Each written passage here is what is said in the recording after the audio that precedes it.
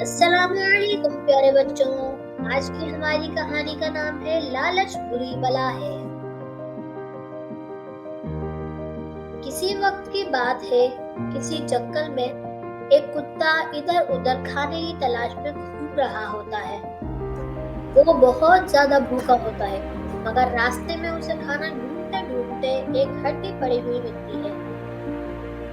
फिर वो कुत्ता उस हड्डी को मुंह में रखकर नदी के पास से गुजर रहा होता है, तो वो देखता है कि सामने भी एक कुत्ता जो कि उसका साया था। मगर वो कुत्ता समझता है कि नहर में भी कोई कुत्ता हड्डी लेकर खड़ा है और उसके दिल में लालच आता है कि क्यों ना मैं अपनी हड्डी में खाऊं और उसकी हड्डी छीन कर भी उससे खा लूं।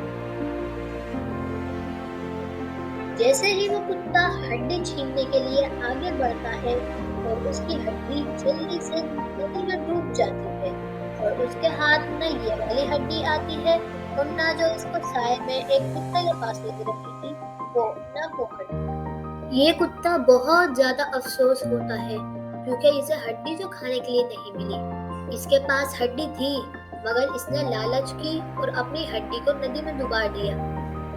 इसीलिए कहते हैं बच्चों कि लालच बुरी बला है। हमें लालच नहीं करनी चाहिए।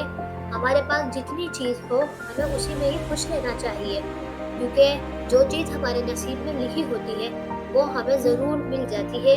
हमें उसमें कोई जीतना नहीं पड़ता।